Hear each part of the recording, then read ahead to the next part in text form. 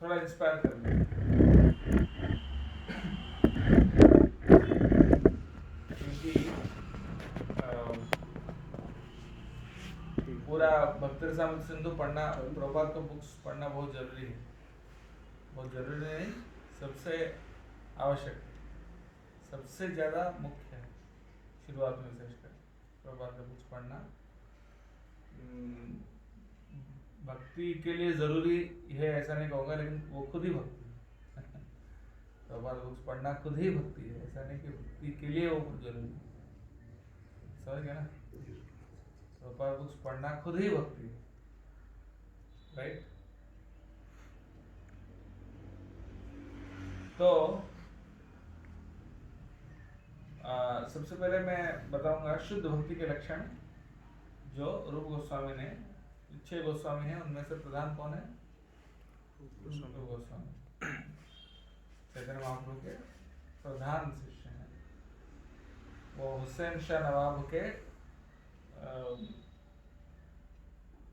दरबार में प्रधानमंत्री के रूप में काम करते थे, और उनके भैया सनातन गोस्वामी, बड़े भाई, वो वित्त मंत्री के रूप में कार्य करते थे, पर उनको कोई उस पद से कोई आसक्ति नहीं थी। असल में छोड़ना चाह रहे थे। वो क्यों कर रहे थे? असल में एक ही कारण से कर रहे थे, क्योंकि नवाब हुसैन शाह ने बोला कि भाई अगर आप मेरी सेवा नहीं करोगे तो सारे हिंदुओं को मैं मार डालूंगा। और तो उनको बचाने के लिए फिर उन्होंने उनका प्रधानमंत्री और वित्त मंत्री का सेवा, क्योंकि वो बहुत एफिशिएंट थे, बहुत सक्षम थे, इसलिए उनको वो पद दिया गया। उनको बहुत धन भी मिला, सिर्फ उनको मंत्रियों जैसा नहीं, अपने भाई जैसा ट्रीट करता था। कौन? हुसैन शाह, बंगाल का नवाब। उस समय पर बंगाल सबसे समृद्ध देश माना गया, इसलिए अंग्रेज भी सबसे पहले कहाँ खोले थे उनका? कलकत्ता में, ईस्ट इंडिया कंपनी। ऐसा रॉबर्ट क्लाइव, पहला जो वो था, क्या नाम था, गवर्नर जनरल ऑफ इंडिया, उसने बोला कि हर एक इंसान के लिए 10 गाय थे। यानी अगर जनसंख्या 10 करोड़ है तो गाय कितने थे? 100 करोड़ थे। यानी जितने इंसान थे उसके 10 गुने नंबर ऑफ गाय थे। तो आप सोचो, ये दूध तो पानी जैसे ही सस्ता होगा, राइट? तो ऐसा था, कोई जर्सी गाय नहीं थी, सब तो देसी गाय थे। हाँ, और खाने के लिए कोई, वो बोलते थे एक भी भिखारी नहीं था भारत में। ऐसे सबसे समृद्ध देश था, वहाँ पर वहाँ का वित्त मंत्री और प्रधानमंत्री थे वो, लेकिन वो उस पर कोई आसक्ति नहीं था उनको। वो तो चैतन्य महाप्रभु की सेवा करना चाहते। उन्होंने चैतन्य महाप्रभु के बारे में सुना और वो समझ गए कि ये भगवान के अवतार हैं, उनके एक्टिविटीज से। फिर वो ये सब छोड़ के उनके पास जाना चाहते थे, लेकिन हुसैन शाह से जाना नहीं देता। हाँ, कैसे कैसे बहाने बनाकर, बहुत लंबा कहानी है, कैसे वो छुटकारा पाकर चले जाते हैं। जब सनातन गोस्वामी जाने की तैयारी कर रहे थे, वो छुट्टी मार रहे थे, तबीयत खराब है, और घर में बैठ के भागवत कथा सुनते थे। तो उस टाइम पे डॉक्टर को भेजते हैं, वैद्य को, बोलते हैं सब ठीक है। तो वो गुस्से में आकर नवाब हुसैन शाह, ये सब क्या कर रहा हूँ नाटक, उनको सब कुछ दिया था, उनको अपने भाई जैसा ट्रीट करता था।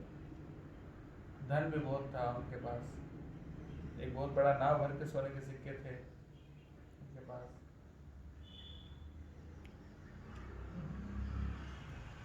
उनके पास पोजीशन तो था ही, नॉलेज भी था, सब कुछ, पावर था, सब कुछ था, और फिर भी वो क्या चाहते थे? चैतन्य महाप्रभु की सेवा करना। फिर कैसे कैसे फिर उनको, जब हुसैन शाह को जेल में डाल देते हैं सनातन गोस्वामी को, फिर कैसे कैसे रिश्वत दे के उनको वहाँ से छुटकारा पा। इसका मतलब जब सरकार गलत है तो रिश्वत देना चलता है। मेरा बात अलग है। तो वो वहां से छुटकारा पाके चले जाते हैं। और आपको सरकार गलत है और आपका उद्देश्य भगवान की सेवा हो। वो जब वृंदावन जाते चैतन्य महाप्रभु की आज्ञा के अनुसार, वो कहाँ रहते थे? हाँ, बहुत बड़े आलीशान महल में रहते थे।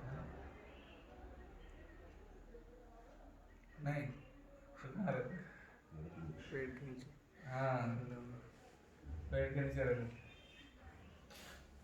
एक ही पेड़, कौन सा पेड़ के नीचे रहते?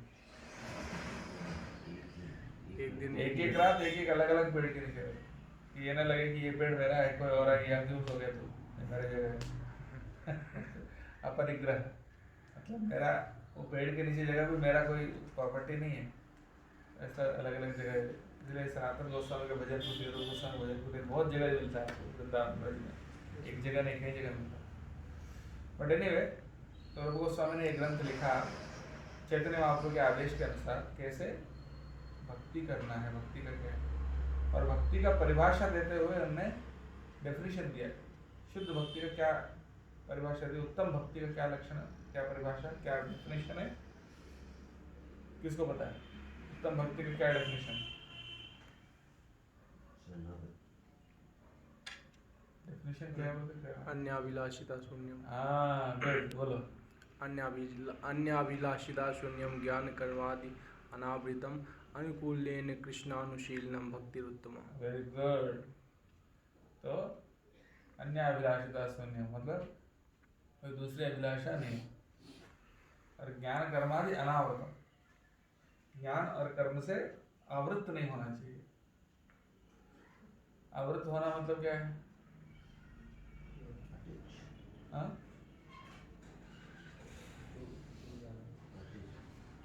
जुड़ जाना सर। आवृत होना मतलब अटैच नहीं है, उससे ढक जाना।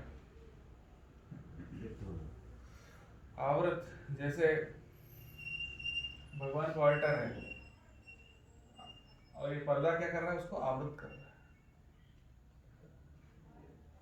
क्या आवृत? वृत्त यानी वृत्त किसको बोलते हैं?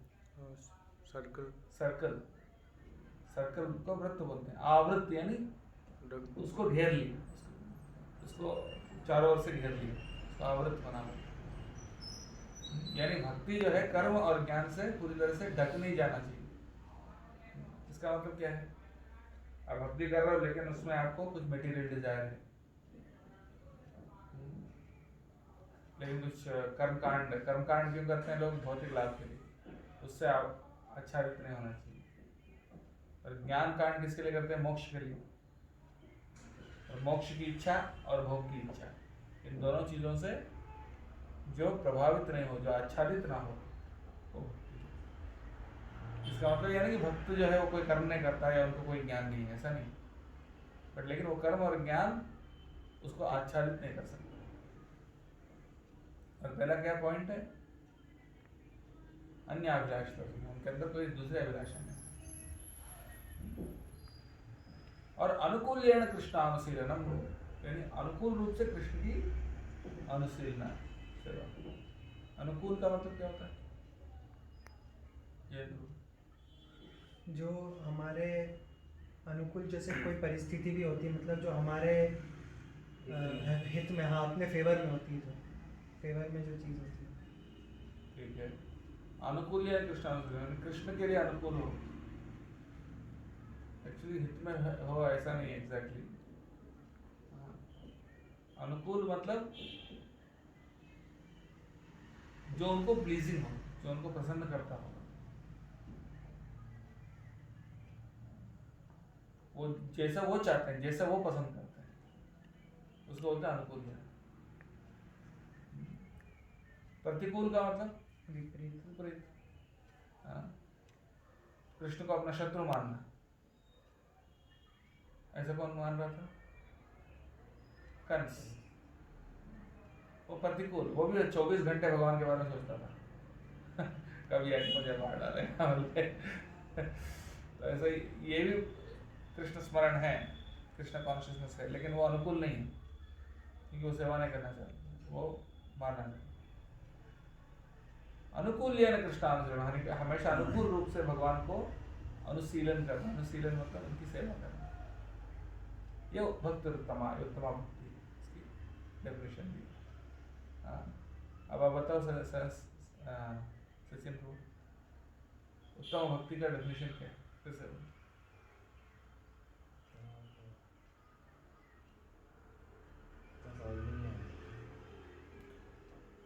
अन्याभिलाषिता शून्यम, दूसरी अभिलाषा, दूसरी इच्छा से मुक्त होना। यानी दूसरी इच्छा मतलब भगवान को प्रसन्न करने का इच्छा छोड़ के बाकी कोई भी इच्छा नहीं रहना। अन्याभिलाषिता शून्यम। फिर ज्ञान कर्मादि अनावृत, ज्ञान और कर्म से आच्छादित नहीं होना, गहरा नहीं जाना। और अनुकूल कृष्ण अनुसरण, अनुकूल रूप से कृष्ण की सेवा करना, कृष्ण को अनुकूल रूप, ये उत्तम भक्ति। अब बताओ। भगवान के अलावा कोई डिज़ायर नहीं होना चाहिए, मतलब अन्य कोई डिज़ायर नहीं होना चाहिए, और ज्ञान से भक्ति को रखना है, ज्ञान और कर्म से, ज्ञान और कर्म से। और थर्ड अनुकूल रूप से अनुकूल, हाँ, जो अनुकूल रूप से भक्ति करना होगा, कृष्ण की सेवा करना। हाँ, मतलब विपरीत नहीं है समझ से। जैसे कृष्ण पसंद करते हैं वैसे। और वैसे वैष्णवों की सेवा जब करते हैं तब भी ऐसे ही सोचना चाहिए, अनुकूल रूप से, उनके प्लेजर के हिसाब से। कई बार सेवा करते हैं, सेवा कर रहा हूँ, बट उसमें ये नहीं सोच रहे हैं कि हम इस तरह से कर रहे हैं क्या कि वैष्णव खुश हो। सो ये उत्तम भक्ति का परिभाषा है। तो उसके 6 लक्षण बताए गए हैं, मैं एक एक करके बताता हूँ, ठीक है? किस किस को बताए 6 लक्षण क्या है शुद्ध भक्ति के? 6 लक्षण हेमंत को बताया। हाँ? गुरु को शरणागत करना, शरणागति के शुद्ध भक्ति के 6 कैरेक्टरिस्टिक्स क्या है वो? धैर्य, अनुकूल,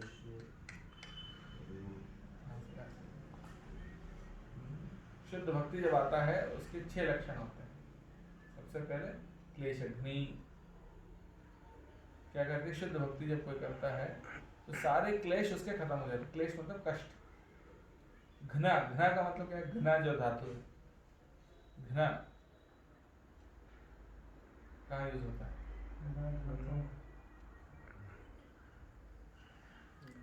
घृणा का मतलब मारना, खत्म करना। घृणा का मतलब खत्म करना, मारना, संहार करना। कृतघ्ना बोलता है ना, कृतघ्ना व्यक्ति, यानी कृतघ्ना का मतलब जिसने कोई हेल्प किया उसी को मारता है, वो कृतज्ञ है। ये कृतघ्ना, कृतघ्ना का मतलब जो हेल्प किया उसी को मारता है, वो बोलते हैं कृतघ्ना। और कृतज्ञ, कृतज्ञ मतलब जो हेल्प किया उसके प्रति ग्रेटफुल फील करते हैं, उनको सेवा करना चाहते हैं। कृतज्ञ और कृतघ्ना मतलब क्या बोलते हैं उसको? जिस थाली में खाते हैं उसी में छेद करने से बोलते हैं ना, ऐसा। तो घृणा शब्द कहाँ से है? घृणा का मतलब मारना। क्लेशघ्नि यानी क्लेश, क्लेश का मतलब कष्ट, दुख, पीड़ा। क्लेश को खत्म कर देती है। क्या करती है? हमारे सारे जो क्लेश हैं, हमारे जो भी मटेरियल मिजरीज है, वो सब खत्म हो जाते हैं। इससे शुद्ध भक्ति से, यस, शुद्ध भक्ति से हमारे सारे मटेरियल मिजरीज खत्म होते हैं। पहला लक्षण है, हमारे सारे दुख खत्म हो जाते हैं। दुख खत्म हो जाता है का मतलब ये कि प्रॉब्लम्स चले जाते हैं। ये समझना चाहिए। प्रॉब्लम्स रहेंगे लेकिन उन प्रॉब्लम से हम दुखी होना वो हमारा स्टेट ऑफ माइंड है।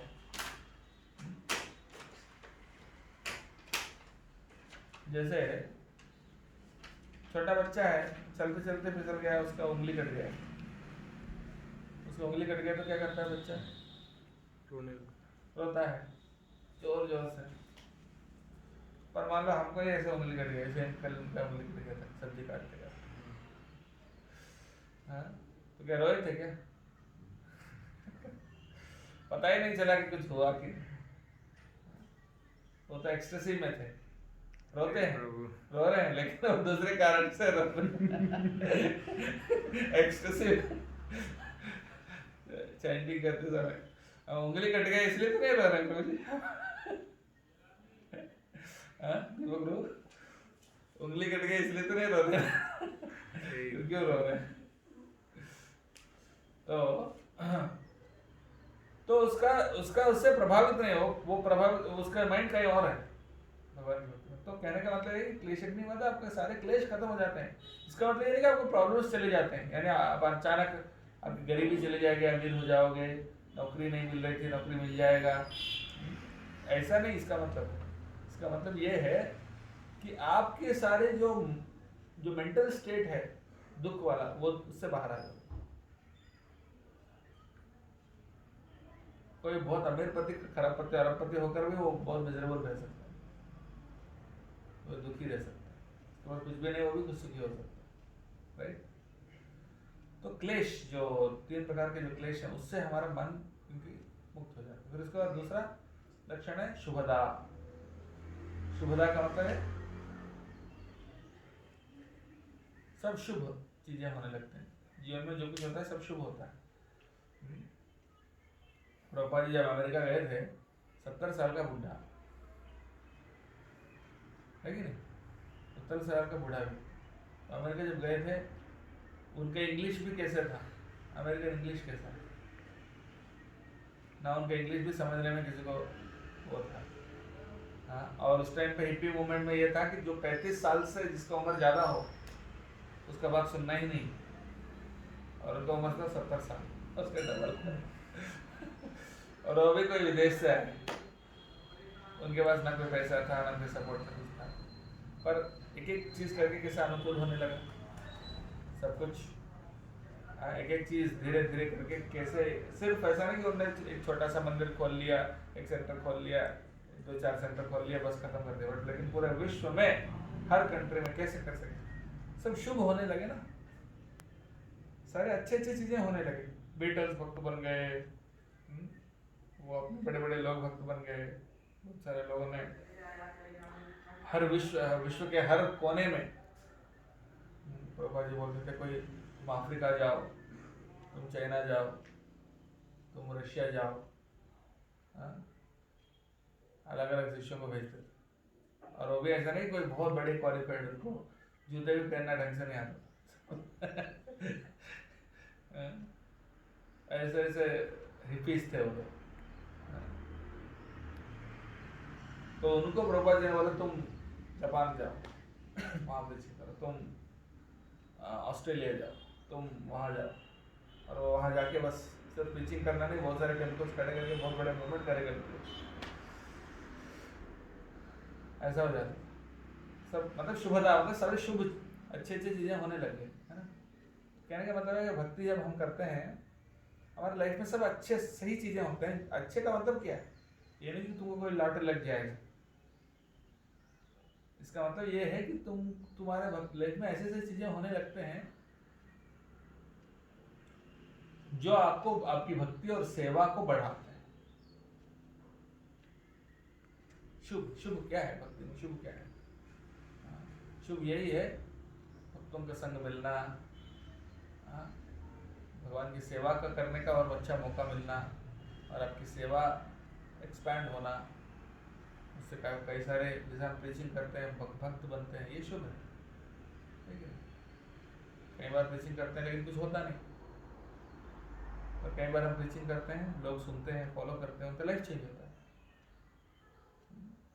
और प्रभुपाद जी की सेवा हम अच्छे से कर पाते हैं, और वैष्णव अप्रिशिएट करते हैं, प्रभु जी आपने वहाँ बहुत अच्छा प्रीचिंग किया, आपका प्रीचिंग से कितने अच्छे भक्त बने। तो ये सब शुभ है ना, वैष्णव का आशीर्वाद मिल रहा है, आप अच्छे से सेवा कर पा रहे हो जिससे वैष्णव खुश हो रहे हैं, ये शुभ है। सीनियर डिवोटी खुश हो रहे हैं, और जो आपके प्रचार से जो भक्त बन रहे हैं वो भी खुश हो रहे हैं, शुभ था। सारे अच्छे शुभ चीजें होने लगी, आपकी जो मटेरियल अटैचमेंट से सब खत्म होके अब अच्छे से सेवा कर पाते हो, ठीक है।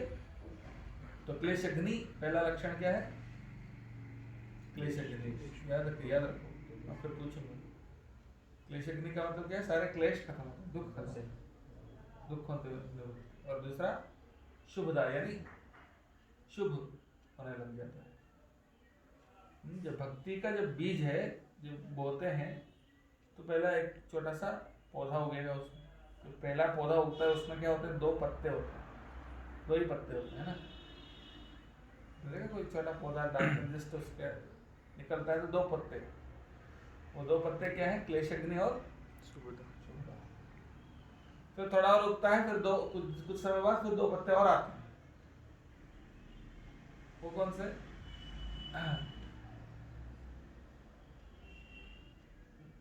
संद्रानंद नहीं, क्लेशग्नि शुभदा, संद्रानंद विशेषात्मा मोक्ष लभता।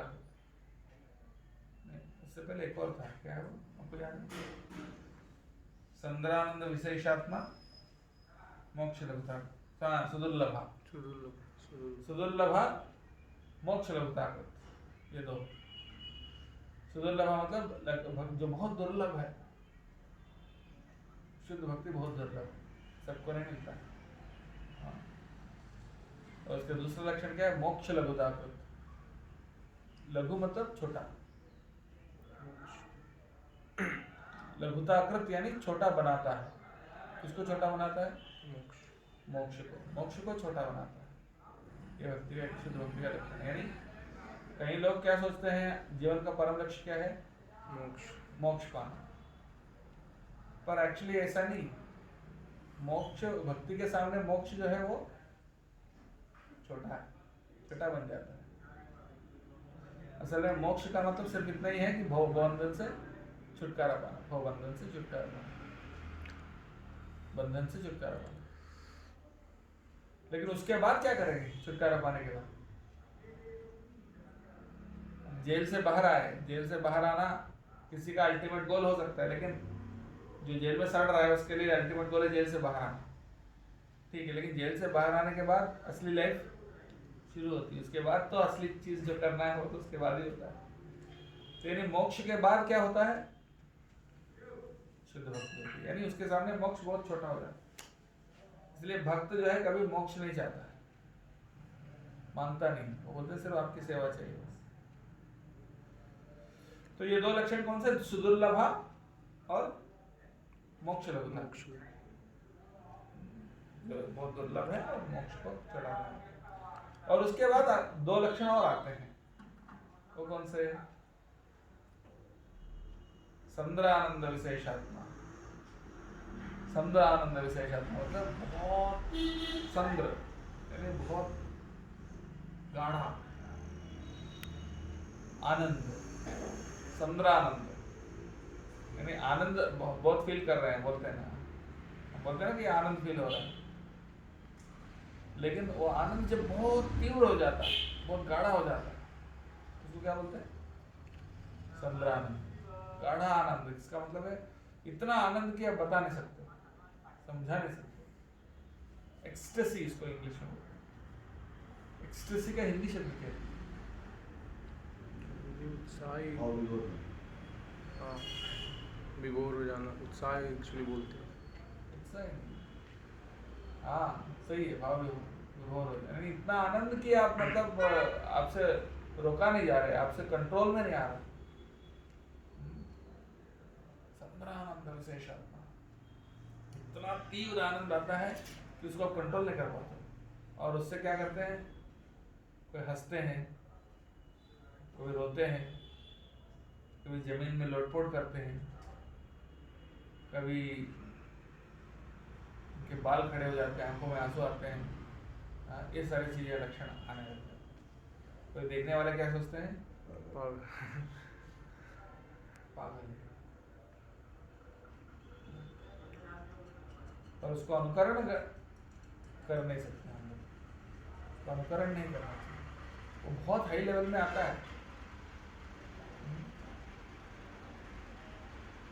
हमारे स्टेज में हमको साधना पे ज्यादा ध्यान देना चाहिए, न कि भाव पे।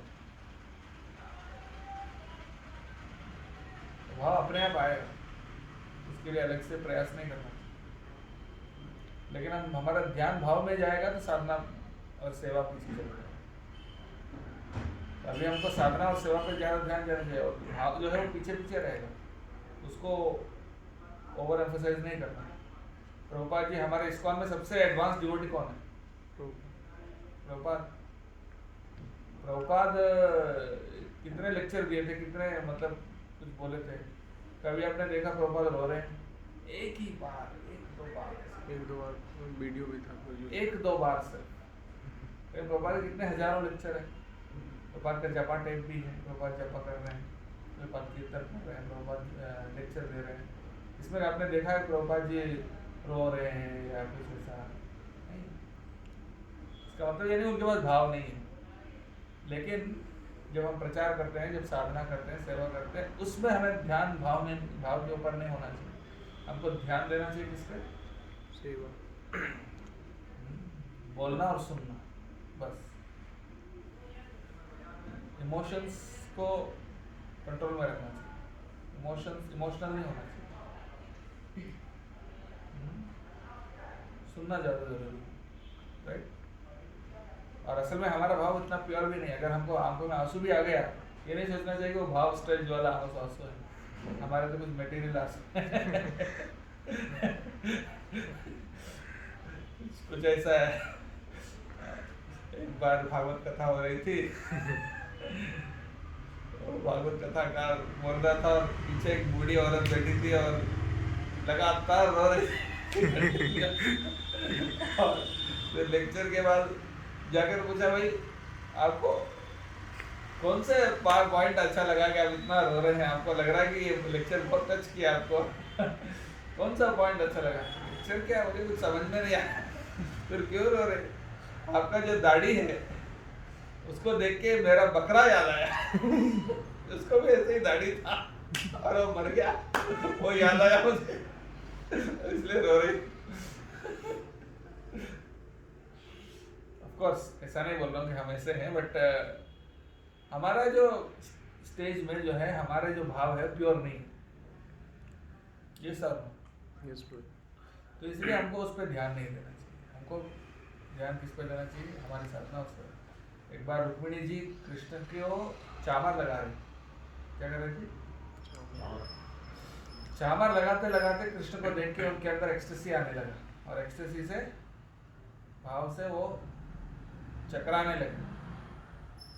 चकराते हुए उनके हाथ कांपने लगे, और उसके हाथ से जो चामर है वो फिसल के गिरने लगा। और फिर वो बोल रही, ये बेकार का भाव क्या है, भाव नहीं आना चाहिए, भाव से सेवा डिस्टर्ब हो रही है, मैं ठीक से चामर नहीं लगा, और उस भाव को कंट्रोल कर लेती है और चामर लगा। तो कहने का मतलब है, प्रभुपाद जी बोलते हैं कि हमको भाव इम्पोर्टेंट नहीं है, और उसके पीछे ज़्यादा ध्यान नहीं देना चाहिए। हमको सेवा, साधना, राइट। भाव जो है वो एटीट्यूड, सही एटीट्यूड रहना चाहिए, बस। That's what Krishna sees. वो लक्षण वो है स्टेज में, तो संद्रानंद विशेषात्मक मतलब बहुत एक्सटेसी, ऐसा भाव के लक्षण जो है, ऐसे ऐसे लक्षण है। चैतन्य महाप्रभु जब डांस करते थे तो कैसा था? जो भी उनको देखता था, उनका नृत्य को देखता था, इमीडिएटली उसको कृष्ण प्रेम मिल जाता। जिनके भी ऊपर उनका नजर पड़ता था चैतन्य महाप्रभु, वो सब कृष्ण प्रेम मिल जाता। जब डांस करते चैतन्य महाप्रभु के आंखों में आंसू ऐसा नीचे ऐसा नहीं आते थे, एकदम फोर्स से आते थे, जैसे कि सामने वाला खड़ा व्यक्ति गीला हो जाता ऐसा। और डांस करते थे, उनके हाथ, उनके पैर, उनके बॉडी कहाँ है किसी को कुछ दिखाई नहीं पड़ता। फैन जैसा घूमता है तो उसके पंखुड़ी जैसा नहीं दिखता है ना, इतना फास्ट। उसे ऐसे डांस करते थे कि उनका हाथ कहाँ है, उनका पैर कहाँ है, किसी को समझ में नहीं आता। तो इस प्रकार से वो सारे क्वालिटीज, वक्रेश्वर पंडित डांस करते थे, 7 फीट ऊंचा हवा में उछलते थे, 7 फीट, यानी कि आदमी का हाइट से भी 1 फुट ज्यादा ऊपर, उतना हवा में जाते थे। हम तो जमीन से ऊपर ही नहीं उठ पाते। तो डांस कैसा होता है, तो एक बड़े टेम्पल में जाएंगे तो देखेंगे कि एक्चुअली कितना उत्साह से डांस करना चाहिए भगवान कीर्तन में। तो दिखाने के लिए नहीं, बट लेकिन उत्साह, सबको हमारे उत्साह देख के दूसरों को भी उत्साह बढ़ता है। इसलिए सबसे अच्छा सेवा क्या है? भक्ति में उत्साही रहना। तो उत्साही हम जब रहते हैं तो दूसरों को वो देख के वो भी उत्साह करते हैं। हम ढीले ढाले रहते हैं, दूसरा बोलता है ठीक है, लेकिन हम जब उत्साही रहते हैं दूसरा देख के और उत्साही हो जाता है। तो सबसे बेस्ट सेवा क्या होता है? उत्साही रहना, उत्साह से जप करना। हम जपा में सोते हैं तो दूसरे देख के हम थोड़ा और ज्यादा सो जाएंगे। हम जब में उत्साह से जप करते हैं, अटेंटिवली एक जगह बैठ के, हाँ, तो दूसरों को भी वो मिलेगा कि ये स्टैंडर्ड, राइट। हम जब भागवतम क्लास अटेंटिवली सुनते हैं, सामने बैठ के, ऐसा नहीं क्लास यहाँ चल रहा है एकदम कोने दरवाजे के पास बैठते हैं कुछ लोग, ताकि कभी भी जाने के लिए तैयार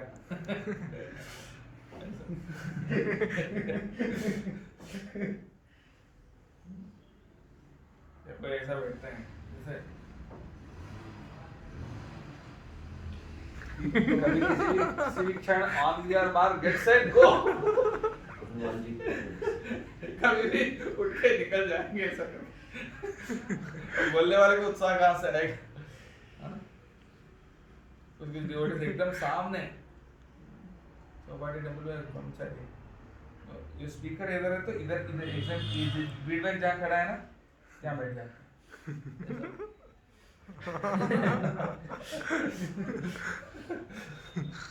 इतना बड़ा हॉल है लेकिन यहाँ सामने एकदम यहाँ बैठे हैं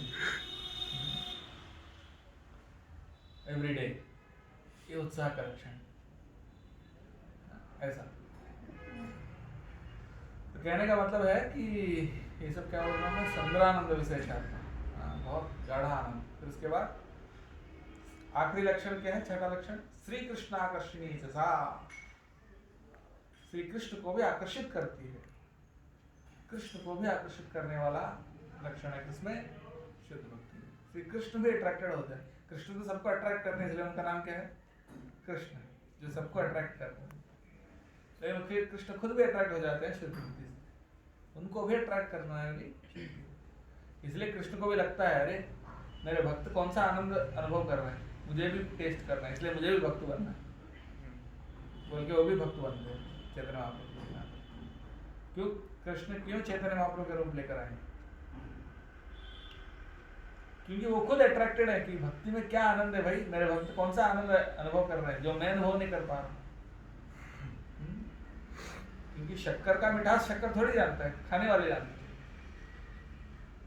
इसलिए मेरे अंदर क्या है कि ये लोग मेरे पीछे इतना पागल है, उनको क्या आनंद मिल रहा है, विशेष करके राधा रानी को क्या आनंद मिल रहा है, वो मुझे मतलब एक्सपीरियंस करना बोल के वो भक्त बन जाते हैं, कृष्ण भक्त बन जाते हैं, कृष्ण ही कृष्ण भक्त बन जाते हैं।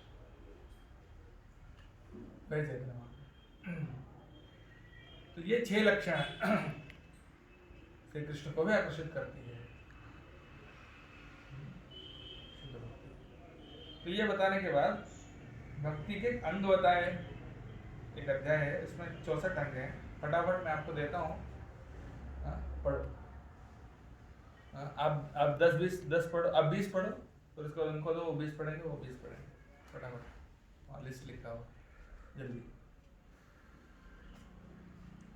ये मूलभूत सिद्धांतों का उल्लेख इस प्रकार करते हैं। फर्स्ट, प्रामाणिक गुरु के चरण कमलों की शरण ग्रहण करना। हाँ, फर्स्ट लक्षण क्या है? 64 अंग है भक्ति का। पहला अंग क्या है? प्रामाणिक गुरु का चरण कमलों की शरण ग्रहण करना। हाँ। सेकंड, गुरु द्वारा दीक्षित होकर उनसे भक्ति करना सीखना। थर्ड, श्रद्धा पूर्वक तथा भक्ति पूर्वक गुरु के आदेशों का पालन करना। गुरु के आदेशों को। फोर्थ, गुरु के निर्देशानुसार महान आचार्यों के पद चिन्हों पर चलना। फिफ्थ, कृष्ण भावनामृत में अग्रसर होने के लिए गुरु से जिज्ञासा करना। भक्ति के 64 अंगों से पहले 5 गुरु से ही संबंधित। सिक्स्थ, पहला क्या है? पहला प्रामाणिक गुरु आदौ गुरु पदाश्रय है। उसके बाद कृष्ण दीक्षा शिक्षण, उनसे दीक्षा शिक्षा ग्रहण करना। विश्रम भेड़ गुरु सेवा, गुरु की सेवा करना। साधु वर्तमान वर्तनम, साधुओं के परिचय में चलना गुरु के आदेश के अनुसार। फिर प्रश्न पूछना, जिज्ञासा करना। ये 5वां लक्षण है। किन से पूछेंगे? गुरु से पूछेंगे। तो ये 5 जो पहला अंग है गुरु से ही संबंधित। उसके बाद छठा 6 भगवान कृष्ण की तुष्टि के लिए किसी भी भौतिक वस्तु का परित्याग करने के लिए उद्यत रहना, अर्थात कृष्ण की भक्ति करते समय हमें ऐसी वस्तु का परित्याग करने के लिए तैयार रहना चाहिए जिसे हम त्यागना न चाहते हों। इसी प्रकार हमें ऐसी वस्तु स्वीकार करनी पड़ सकती है जिसे हम करना नहीं चाहते हैं। जैसे हाँ, भोगादि त्याग कृष्ण से हेतवे, यानी कृष्ण के लिए भोग छोड़ने के लिए तैयार। हाँ, उनको हमारे बाल बहुत पसंद है, काटना नहीं चाहते लेकिन कृष्ण की प्रसन्नता के लिए ऐसे। हाँ, ऐसे आगे 8वां द्वारका या वृंदावन जैसे पवित्र तीर्थ स्थलों में वास करना। 9वां ये 8वां है। 8वां केवल आवश्यक वस्तु को स्वीकार करना अथवा भौतिक जगत से आवश्यकता अनुसार संबंध रखना। 9वां एकादशी के दिन व्रत रखना तथा 10वां पवित्र वृक्षों की यथा वटवृक्ष की पूजा करना। विधिवत भक्ति आरंभ करने के लिए इन 10 प्राथमिक बातों की आवश्यकता होती है। यदि प्रारंभ ये पहले 10 अंग है, याद होगा सबको। पहले 5 तो गुरु से संबंधित है, फिर छठा क्या है? भोगादि त्याग करना। 7वां क्या है? वृंदावन या मथुरा और वृंदावन में वास करना। 8वां आवश्यक वस्तु को स्वीकार करना। हाँ? आवश्यक वस्तु को स्वीकार करना और भौतिक जगत से आवश्यकता अनुसार संबंध रखना। जितना जरूरत है मेंटेनेंस के लिए उतना ही कमाना, उतना ही उस कमाई पे ध्यान देना। यार एकादशी के दिन व्रत रखना। वो 9वां है एकादशी और इत्यादि। और पवित्र वृक्षों की पूजा जैसा करना। पवित्र वृक्षों की, जैसे पीपल, वृक्ष, तुलसी महाराज। उसके बाद 11वें से नेक्स्ट लिस्ट में है, आगे वाली लिस्ट में चले जाओ। फर्स्ट 11वां अभक्तों की संगति का दृढ़ता पूर्वक परित्याग। अभक्तों के संगति को परित्याग करना। Okay next. 12वां भक्त की इच्छा न रखने वाले व्यक्ति को उपदेश न देना। 13 भक्ति की इच्छा नहीं रखते उनको उपदेश नहीं देना। Very good. 13 बहुमूल्य मंदिर या मठ बनवाने में अधिक उत्साह न दिखाना। 14 ऐसा मंदिर बनाएंगे जिससे इतना बड़े बड़े मंदिर बनाने का उत्साह नहीं दिखाना ही होता है। क्यों? भगवान के मंदिर भव्य ही होना चाहिए, पर यहाँ बोल रहा हूँ उत्साह नहीं दिखाना। क्योंकि जब बड़े मंदिर बनाते हैं तो उसमें आपका ध्यान जो है भगवान की सेवा से बहुत मैनेजमेंट में चले जाता है, और उससे क्या है, असली जो चीज़ है वो कभी कभी छूट जाती है। देखते हैं बहुत बड़ा मंदिर, प्रेम मंदिर बोल के बनाए, मेंटेनेंस में, मैनेजमेंट में, पैसे में, ऐसी चीज़ों में ज़्यादा ध्यान देता है। लेकिन फिर ये लिखे किसने? रूप गोस्वामी ने। लेकिन रूप गोस्वामी ने कौन सा मंदिर बनवाया? गोविंद जी मंदिर, जो पूरे नॉर्थ इंडिया का सबसे बड़ा आज भी, जबकि उनका 4 मंजिल टूटे गए, फिर भी सबसे बड़ा मंदिर है। पर उन्होंने ज़्यादा उत्साह नहीं दिखाया।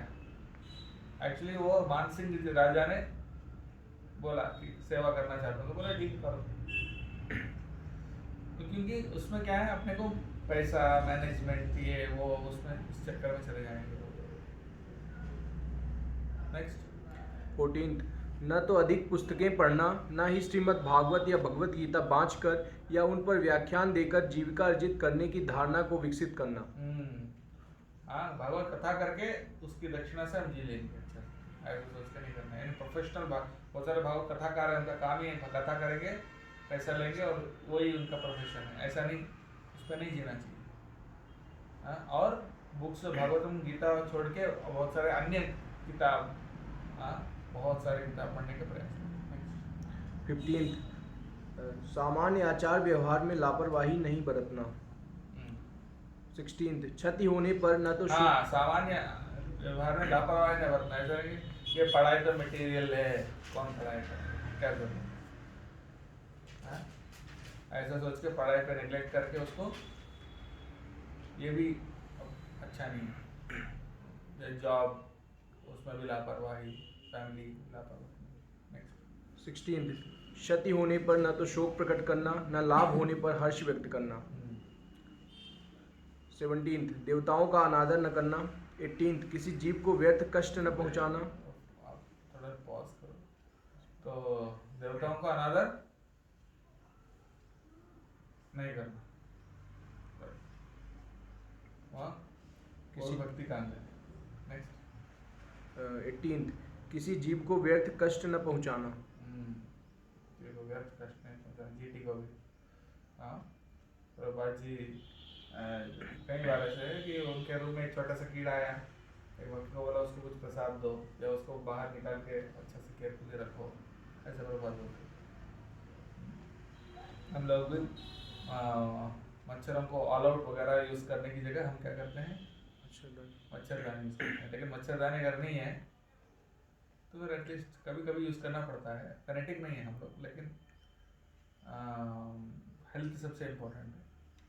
लेकिन अगर जहाँ तक संभव है हम कोशिश करेंगे दूसरे जीवों को हर्ट न करें। नेक्स्ट प्रभुपाद जी के पिताजी क्या करते थे, चूहों को भगाने के लिए कुछ उनको दे देते थे ग्रेन्स। चूहे के लिए एक अलग कुछ रखते थे कि वो आके वो खा सकते हैं, ताकि बाकी चीज़ों को वो टच नहीं करें।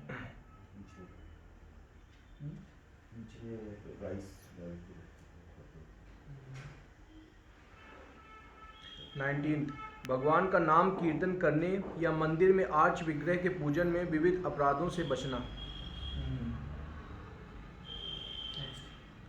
20 भगवान कृष्ण या उनके भक्तों की निंदा को कभी भी सहन नहीं करना। उपर्युक्त 10 नियमों का पालन किए बिना साधन भक्त के पद तक ठीक तरह से नहीं पहुंचा जा सकता। कुल मिलाकर श्री रूप गोस्वामी ने 20 बातें बतलाई हैं और वे सब की सब अत्यंत महत्वपूर्ण हैं, किंतु इनमें से प्रथम 3 प्रामाणिक गुरु की शरण में जाना, उनसे दीक्षा प्राप्त करना और आदर पूर्वक उनकी सेवा करना सर्वाधिक महत्वपूर्ण है। ओके नेक्स्ट बाकी लिस्ट पढ़ो आप। दर फास्ट। अन्य महत्वपूर्ण बातें इस प्रकार हैं। पहला, शरीर पर तिलक धारण करें। यह तिलक वैष्णव चिन्ह है। भाव यह है कि जो ही वैष्णव के शरीर पर कोई इन चिन्हों को देखे तो उसे तुरंत कृष्ण का स्मरण हो है। चैतन्य महाप्रभु ने कहा है कि वैष्णव वो है जिसे देखने पर कृष्ण का स्मरण हो है। अतएव यह आवश्यक है कि अन्यों को कृष्ण का स्मरण कराने के लिए वैष्णव अपने शरीर पर तिलक लगाए। दूसरा, ऐसा तिलक लगाते समय शरीर पर कभी कभी हरे कृष्ण लिखा जा सकता है। तीसरा, अर्चा विग्रह तथा गुरु को अर्पित पुष्प एवं मालाओं को स्वीकार करें और उन्हें अपने शरीर पर धारण करें। चौथा, अर्चा विग्रह के समक्ष नाचना सीखें। पांचवा, अर्चा विग्रह या गुरु को देखते ही नमस्कार करना सीखें। कोई गरबा डांस या गणेश जी के सामने जैसे लोग डांस करते हैं वैसा बॉलीवुड के डांस लेकिन ट्रेडिशनल डांस। छठा, भगवान कृष्ण के मंदिर में जाते ही खड़ा हो जाए। जब अर्चा विग्रह की शोभ यात्रा निकल रही हो तो भक्त को चाहिए कि तुरंत शोक यात्रा नहीं, शोभा यात्रा। हाँ सॉरी, शोभा यात्रा।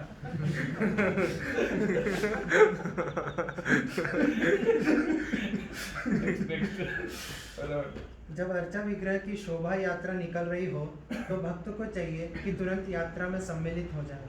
ये ध्यान देने की बात है कि भारत के विष्णु मंदिरों में विशेषतः ये प्रथा है कि प्रमुख अर्चा विग्रह तो मंदिर के विशेष स्थल पर स्थायी रूप से स्थापित रहता है, किंतु छोटे छोटे अर्चा विग्रहों के समूह को सायंकाल में विहार यात्रा पर निकाला जाता है। कुछ मंदिरों में बाजे गाजे के साथ सायंकाल विशाल जुलूस निकाला जाता है, जिसमें अर्चा विग्रह को ठेले पर या भक्तों द्वारा उठाई हुई पालकी के ऊपर रखे अलंकृत सिंहासन पर बैठाकर ऊपर से एक सुंदर बड़ा छत्र ताना जाता है। इस तरह अर्चा विग्रह सड़क पर बाहर निकलकर बैटरी लो हो गई। इस तरह अर्चा विग्रह सड़क पर बाहर निकलकर पड़ोस में यात्रा करते हैं और पड़ोस के लोग प्रसाद चढ़ाने के लिए बाहर निकलते हैं। पड़ोस के सारे निवासी यात्रा के पीछे पीछे चलते हैं, जिससे बहुत ही उत्तम दृश्य उपस्थित होता है। जब अर्चा विग्रह बाहर निकलता है तो मंदिर के सेवक उसके समक्ष दैनिक आय व्यय का ब्यौरा रखते हैं, जिसमें चढ़ावा तथा खर्च का विवरण रहता है। नेक्स्ट पॉइंट पे जाओ।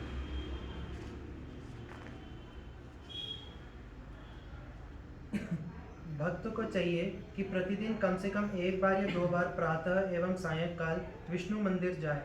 वो वृंदा नंबर नंबर नंबर भी पढ़ो। 8वां 9वां है। तो ऐसे पढ़ते रहो नंबर और पॉइंट। 8वां भक्त को चाहिए कि प्रतिदिन कम से कम एक बार या 2 बार प्रातः एवं सायंकाल विष्णु मंदिर में जाए। वृंदावन में इस प्रथा को दृढ़ता से पालन किया जाता है। नगर के सारे भक्त हर सुबह शाम विभिन्न मंदिरों में दर्शन के लिए जाते हैं। फलतः नगर भर में इन अवसरों पर काफ़ी भीड़ रहती है। वृंदावन नगरी में लगभग 5000 मंदिर हैं।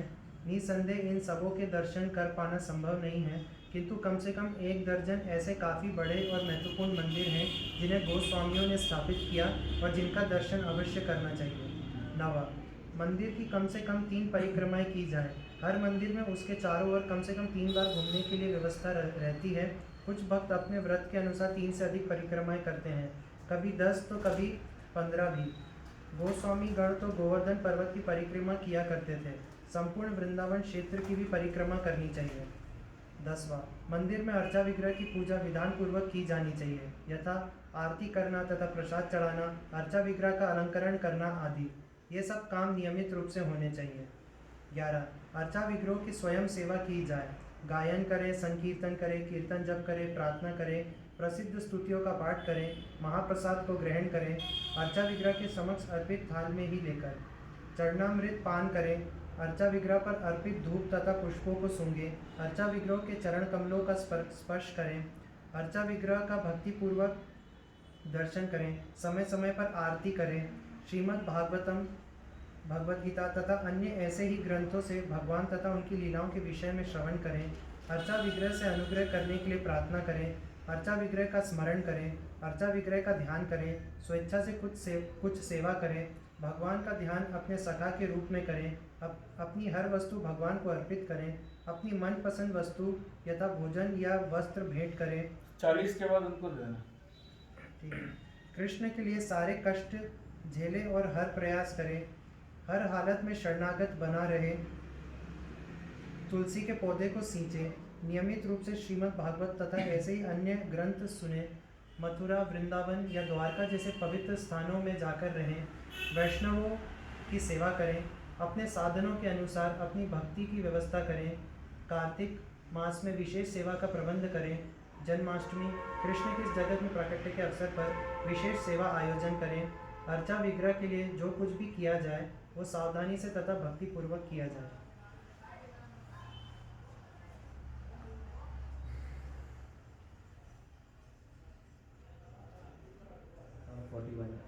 भक्तों के बीच में ही भागवत वाचने का आनंद उठाया जाए, बाहरी लोगों के बीच में नहीं। 42 अधिक बड़े चढ़े भक्तों की संगति करें।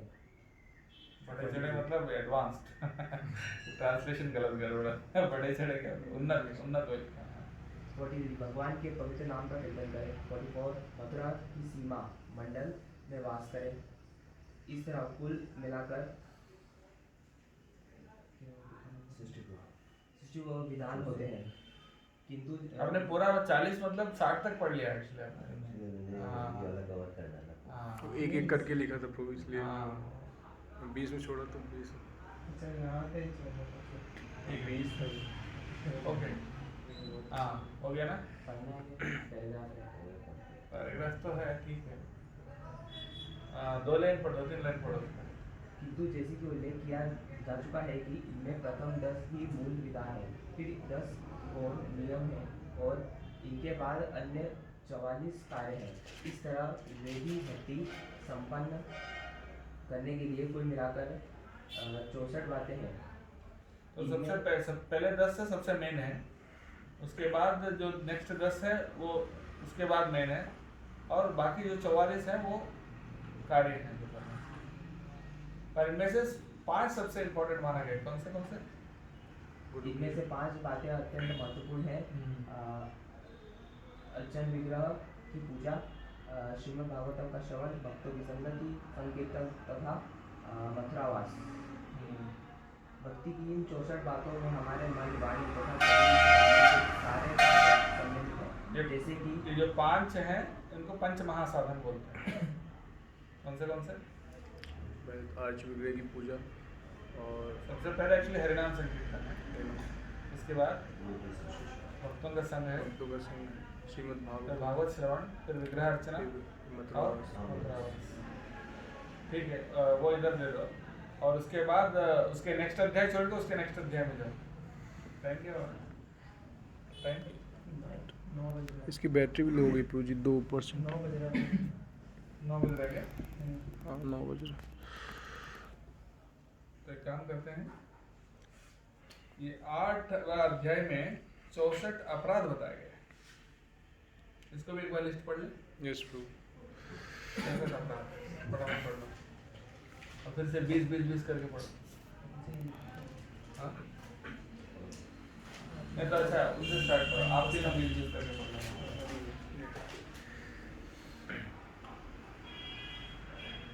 पूर्व वैदिक साहित्य में भगवान की सेवा से संबंधित निम्नलिखित 32 अपराधों की सूची मिलती है। उसके बाद 32 और आएगा, पहले तो पहला, मोटर कार या पालकी में सवार होकर या जूता पहनकर अर्चन विग्रह के मंदिर में प्रविष्ट नहीं होना चाहिए। दूसरा, भगवान की प्रसन्नता के लिए जन्माष्टमी तथा रथ यात्रा जैसे उत्सवों को मानने से चूकना नहीं चाहिए। तीसरा, अर्चन विग्रह के समक्ष नतमस्तक होने में आनाकानी नहीं करनी चाहिए। चौथा, भोजन के बाद हाथ तथा पैर धोए बिना भगवान की पूजा हेतु मंदिर में प्रवेश नहीं करना चाहिए। पांचवा, दूषित अवस्था में मंदिर में प्रवेश नहीं करना चाहिए। वैदिक शास्त्रों के अनुसार यदि किसी परिवार में कोई मर जाता है तो सारा परिवार कुछ समय के लिए अपने पद के अनुसार दूषित हो जाता है। उदाहरणार्थ, ब्राह्मण परिवार में दूषण छूत का काल 12 दिन है। क्षत्रियों तथा वैश्यों के परिवार में 15 दिन और शूद्रों में 30 दिन होता है। सिक्स्थ,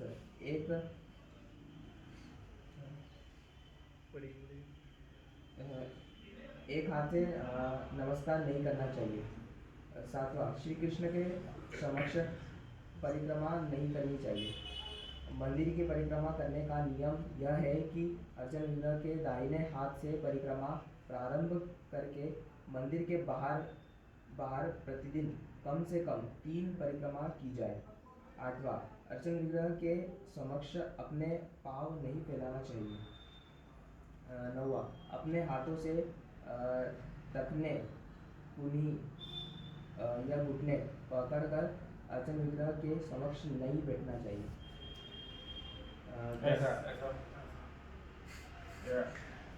ऐसा हाथ पैर पर। 10, कृष्ण के अर्चन विग्रह के समक्ष लेटना नहीं चाहिए। 11, अर्चन विग्रह के समक्ष प्रसाद ग्रहण नहीं करना चाहिए। 12, अर्चन विग्रह के समक्ष कभी झूठ नहीं बोलना चाहिए। इसलिए भगवान के सामने प्रसाद नहीं लेते हैं, प्रसाद ग्रहण नहीं करना चाहिए बोले, चरणामृत का नहीं बोला।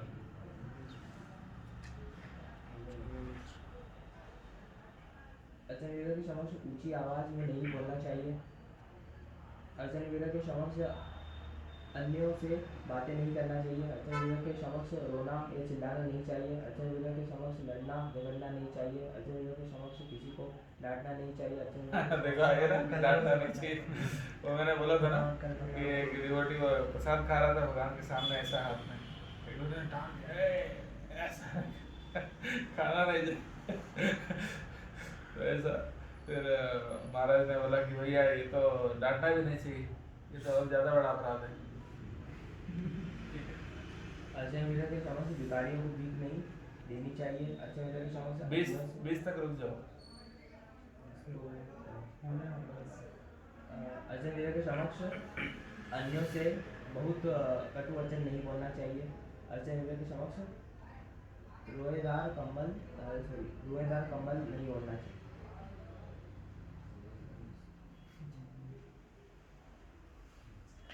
नेक्स्ट ये बोलेंगे ये घुटने उठने और बैठने का जो वो ये है क्या, ऐसे मतलब भगवान के सामने कभी ऐसे करके भी बैठते तो ये भी नहीं करना चाहिए। फिर ये टहने किसको बोलते हैं? कहनी यूज इसी करनी हुई है। है। ये नीचे वाली है खूनी। अर्चा विग्रह के समय किसी अन्य की स्तुति या बड़ाई नहीं करनी चाहिए। तो ये इसका मैं थोड़ा ये पूछना चाह रहा ग्लोरिफिकेशन होता है भगवान के सामने कर सकते हैं वैष्णव? नहीं कर सकते, ओनली प्रभुपाद का करते हैं। सिर्फ प्रभुपाद का कभी बर्थडे में होता है सिर्फ प्रभुपाद को ही हम प्रणाम करते हैं, बाकी और किसी को नहीं करते।